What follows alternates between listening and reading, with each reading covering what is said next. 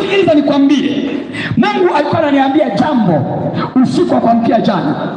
Akaniambia hivi, unajua jembe, nilikuwa namuuliza Mungu kwa habari ya makosa. Watu tunakosea. Nataka nikutie moyo kitu na unisikize kwa makini. Shetani anatumia silaha hii kuwadhoofisha watu wengi wa Mungu. Biblia inasema hakuna binadamu asiyekosea. Binadamu wote wanakosea. Hata mimi nakosea.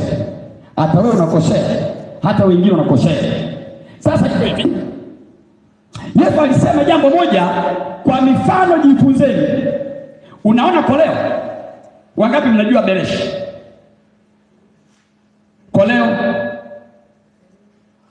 Koleo ndio hilo beleshi. Ndio koleo hilo. Ndio lugha nyingine ya beleshi. Sasa beleshi au koleo, sema amen. Beleshi au koleo ni chombo cha kuchota ili lishinde kufanya kazi mpaka mpini uvunjike. Lakini likichota matope bado ni koleo. Hata kama limejaa matope kote huku mbele na limejaa matope, bado likichota mchanga litachota. Sema amen. Bado jembe, wangapi tunafahamu jembe? Wote tunafahamu jembe. Likilima ardhini likakata mavi, likatoka na kinyesi, bado alishindi kulima. Bado litalima ingawaje lina uchafu. Hicho tu ni kwamba lina uchafu. Linaweza lisiingizwe ndani mpaka lioshwe. Kuna wakati wewe umekosea, lakini wewe ni rungu la Bwana na silaha za Bwana za vita. Usidanganyike kwamba kwa sababu najua kuna jambo nimekosea, basi sasa Mungu ameniacha na sina nguvu ya kutenda kabisa. Wewe ni jembe la Bwana, wewe ni koleo la Bwana. Utachota, utakata, utafanya vita kama Mungu anavyotaka kwa jina la Yesu. Kama unampenda Bwana sema amen. Amina. Ila hautaingia mbinguni ukiwa mchafu. Have you understood me? Have you understood? Amina. Wewe ni panga, lina makali, linakata mti. Mwenye mti anakata, kwa bahati mbaya likaenda likaanguka, sehemu ya makali yakaingia kwenye kinyesi. Na mkataji hana maji, anafuta kwenye majani, linaendelea kukata. Kinyesi, uchafu wowote hauzuii makali ya panga yasikate mti. Lakini ishu ni kwamba likitoka kazini halitaingia ndani mpaka lioshwe. Ndio maana Mungu anasema hakikisheni mnazaa matunda yapasayo toba. Lakini mkiwa kwenye kazi ya utendaji inayohusu kazi ya Mungu, mtatenda. Ukitoa pepo atatoka, ukikimbiza mchawi kimbia. Lakini uhakikishe hautaingia mbinguni kama hujasafisha mwili, roho na nafsi yako. Kama unanielewa sema amen. Sema tena amen. Ndio maana unajiuliza kwa nini Isaya alikuwa na midomo michafu lakini bado ni nabii.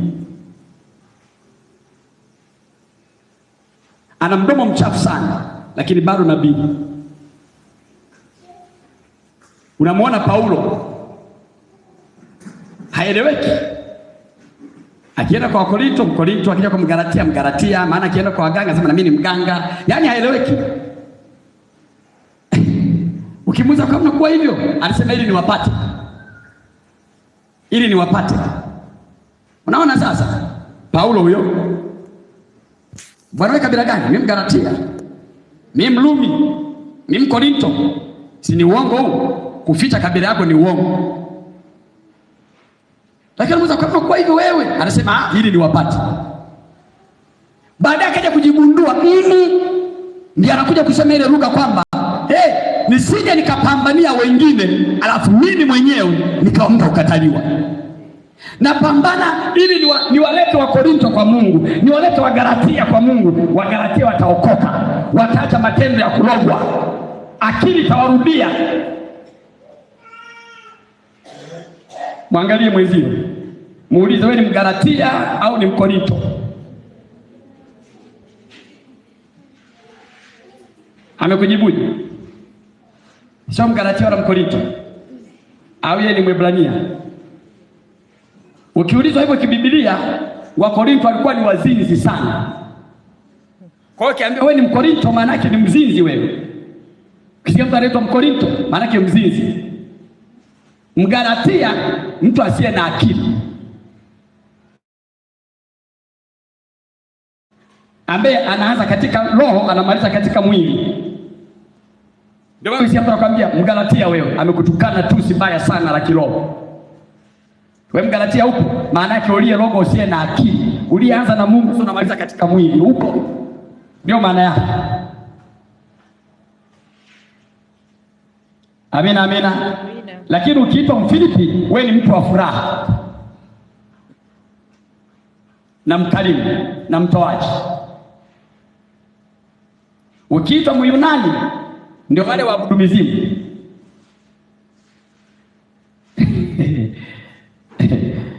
Haleluya, haleluya. Mwambie mwenzio uko kwenye kundi gani? Mkorinto, Mgalatia, Myunani au Mwefeso? Waefeso ndio wale waabudu miungu, wale na Wayunani wale wa miungu ya Atemi.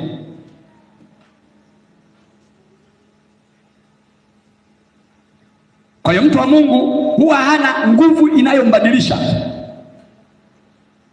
Sasa usienende katika uchafu wa dunia hii ukisema mchungaji amesema mimi jembe nitakata tu. Ukifa utaenda jehanamu. Nimekuonyesha tu kwamba kuna sababu kwa umekosea, lakini umevamiwa na nguvu za giza. Usianze kuogopa. Sasa hapa nakemeaje? Haya, watanishinda. Kemea kwanza, wapige kwanza, alafu baadaye jitakase mbele za Bwana. Yale maombi yako yanafyeka vile vile, yanavunja vile vile. Usiseme Mungu wangu nimetenda dhambi sasa. Kwa mifano jifunze. Kuna wakati makwazo yanabudi kuja. Mungu anasema namna hiyo. Dhambi sio lazima uwe umezini au umeua au umeloga au nini. Dhambi, hata kiburi ni dhambi, hata matusi ni dhambi, hasira ni dhambi, majivuno ni dhambi, kudharau mwenzio ni dhambi. Tulisoma wiki iliyopita, amdharauye ndugu mwenzie afanya dhambi kwenye Mithali. Dharau. Amchukia ndugu yake ni muuaji. Naona vitu vidogo vidogo, hujachukua kisu, lakini ile chuki ni kisu ndani ya moyo wa ndugu yako, umemuua. Yaani kwenye ulimwengu wa Mungu ukimchukia tu mtu umeshamuua tayari. Ndio maana mtu akikuchukia amekuua tayari. Hawezi kukusemea vizuri kwenye mambo yako, atasema wakati wote ili uharibikiwe. Ndio mauti yenyewe hiyo. Hata kusema vizuri kwa mmeo, hata kusema vizuri kwa mkeo, hata kusema vizuri kwenye jamii, kwa sababu anakuchukia. Ndio maana amchukiaye ndugu yake ni muuaji. Kila akisema atakuponda ili kwamba uonekane ufai. Nataka kwenda kwa mchungaji, nimesikia naomba. Nani yule? Umepotea njia. Anayekuchukia hawezi kusema nenda kwa yule, atakwambia yani kwa yule sijakuonea maombi hapo. Tafuta mtu mwingine ameshaoa huduma yako, ameshaoa huduma ya mchungaji huyu, kwa sababu amemchukia, anamsema vibaya.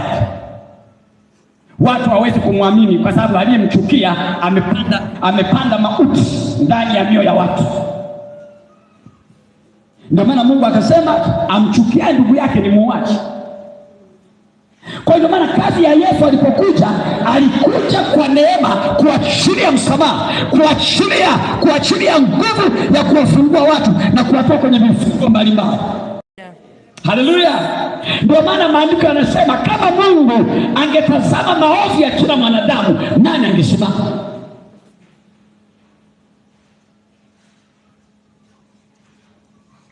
Halo?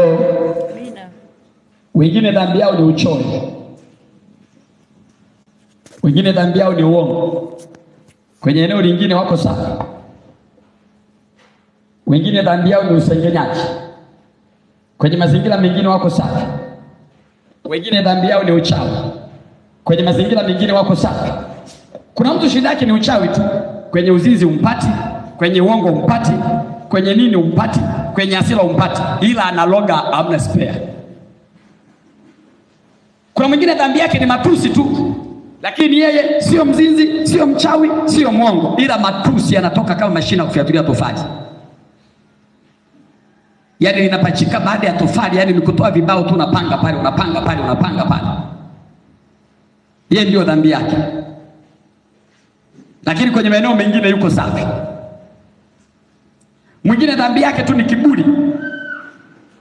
Kiburi, akiamua kubunda amebunda mpaka mumsujudie, mpaka mumsujudie. Ndio moyo wake sasa ndio saa aachilie. Ni miungu kabisa alikuwa ndani ya mtu. Wasingenibembeleza nisingepika, wasingenibembeleza, yani nilikuwa nimeamua leo wiki nzima nisingewasemesha wiki nzima. Kiburi cha shetani. Sema kiburi cha shetani. Unaona nacho kinapeleka mtu jehanamu, kiburi. Wanyenyekevu ni wana wa Mungu na hao watairithi nchi. Wanyenyekevu ni wana wa Mungu na hao wanasema watairithi nchi.